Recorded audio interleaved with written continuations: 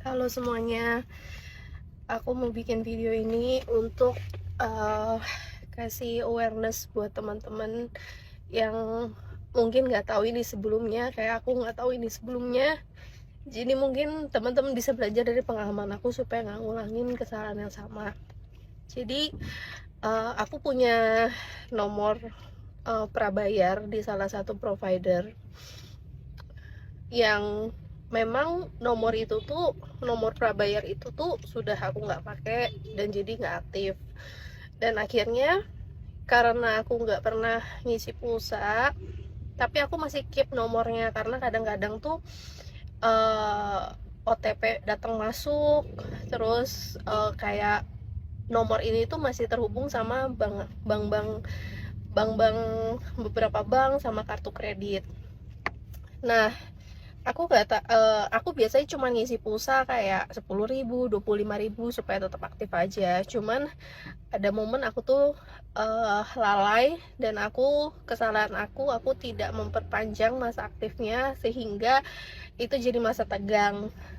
Dan akhirnya provider nomor yang aku punya pasca bayar itu menjual nomorku yang tidak aktif ini ke orang lain. Singkat cerita, aku nggak tahu kalau ternyata provider itu bisa menjual nomor handphone kita kalau sudah tidak aktif dan lewatin masa tenggang. Nah, itu adalah kesalahan aku dan aku tidak tahu tentang hal itu sama sekali. Ternyata provider tersebut menjual ke orang yang ternyata adalah hacker. Jadi tanggal 15 Maret hacker tersebut membeli nomor yang sudah nggak aktif, dan akhirnya dipakai untuk pertama membobol kartu kredit aku. Jadi ada penarikan uang dari PayPal sejumlah 1.200 US dollar.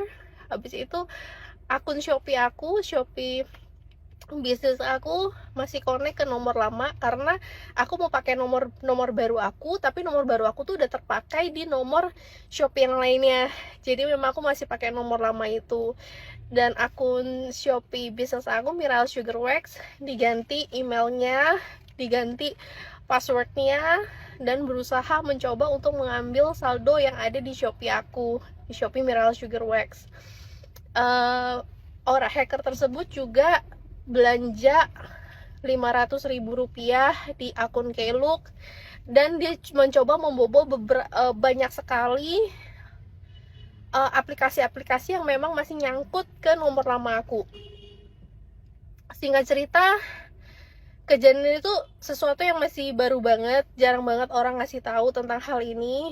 Dan aku akhirnya hari ini membuat laporan ke polisian menyatakan tentang kronologi kejadian ini. Karena bukan cuman hacker ini itu ngebobol uang aku, tapi dia coba untuk meretas akun sosial media aku, akun bisnis aku, bahkan dia menggunakan nomor lama aku untuk membalas chat klien-klien aku. Dan ada satu klien aku yang dimintain sejumlah uang. Jadi menurut aku ini bukan cuman aku yang dirugikan, tapi orang lain yang nggak tahu kalau aku tuh ganti nomor. Singkat cerita, aku bawa ke kepolisian. Aku udah bikin surat laporan dengan harapan surat laporan yang aku buat, aku bisa kasih ke provider telepon ini untuk ditindaklanjuti, atau enggak seenggaknya diinvestigasi, atau seenggaknya diblokir sementara dulu supaya aku tidak kena hack terus. Karena si hacker ini tuh selalu beraksi di atas jam 12 malam ketika aku lagi tidur. Jadi ketika aku lagi tidur, dia berusaha untuk membobol beberapa akun aku. Jadi aku tuh sampai paranoid, setiap kali mau tidur tuh aku jadi takut apalagi yang akan dibobol. Walaupun aku sudah ganti-ganti akses kan, tapi sebenarnya banyak banget karena itu nomor handphone aku tuh udah lama banget. Akhirnya dengan laporan polisi yang ada, aku datang ke provider telepon, ke pusatnya, untuk bilang kalau ini bukti screenshotnya aku udah print semua, laporan kepolisiannya juga sudah ada, dan aku minta pertolongan sama provider telepon ini untuk boleh gak sementara di freeze dulu, dan biar si hacker ini datang ke gerai untuk melakukan pengajuan ulang, karena aku udah ada kasih buktinya semua, screenshotnya semua, dan memang ada juga data kalau aku tuh memang pengguna lama. Jadi sudah ada verifikasinya juga kan, saya udah lampirkan surat keterangan polisi, saya udah lampirkan KTP saya. Yang bikin sedihnya adalah provider itu bilang kalau memang udah masa tenggang, nomor aku yang lama itu adalah hak milik dia. Jadi mereka bebas menjual nomorku ke pihak manapun gitu. Jadi, dan itu sudah merupakan hak dari si orang yang membeli nomor aku ini, mau diapakan nomor aku. Terus aku tanya, emangnya tidak ada perlindungan sama sekali terhadap mantan customer?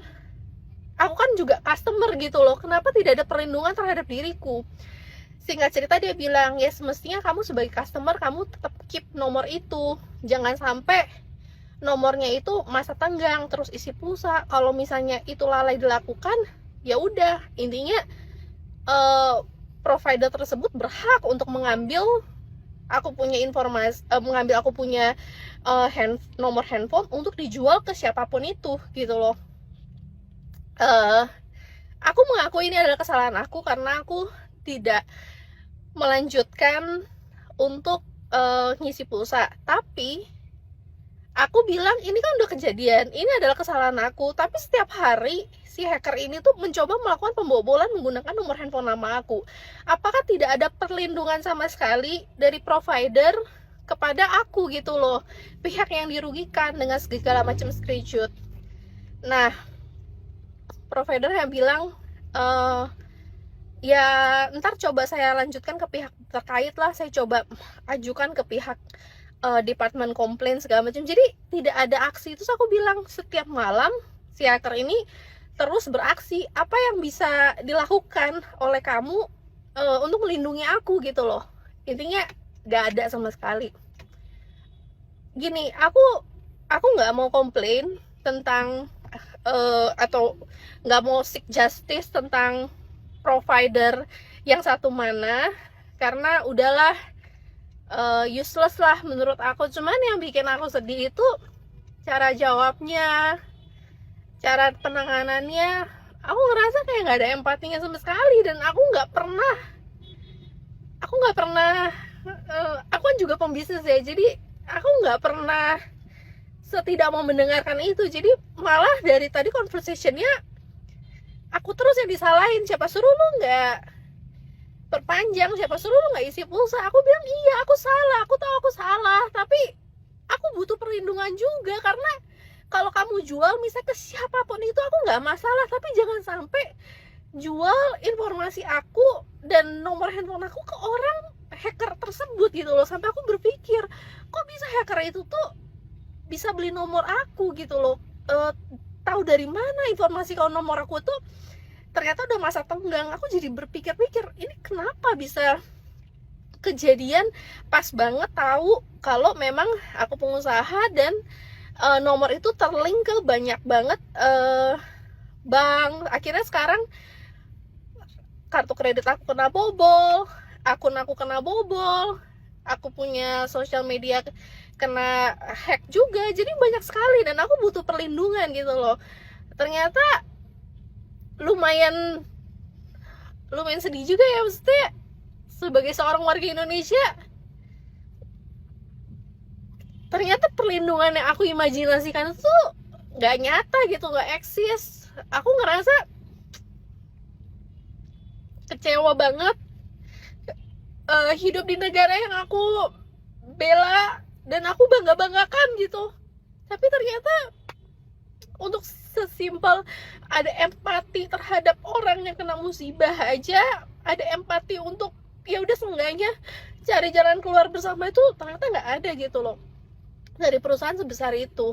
Ya intinya dari sharingan aku ini, aku ajak temen-temen jangan ngulangin kesalahan kayak aku. Kalau memang teman-teman tuh punya nomor yang udah hampir nggak aktif tapi masih ke link, ke connect ke akun manapun itu, bukan cuman akun Shopee, Tokopedia, tapi juga akun sesimpel kayak akun trip.com, akun-akun jalan-jalan, karena sekarang hackernya itu lagi apply pinjol.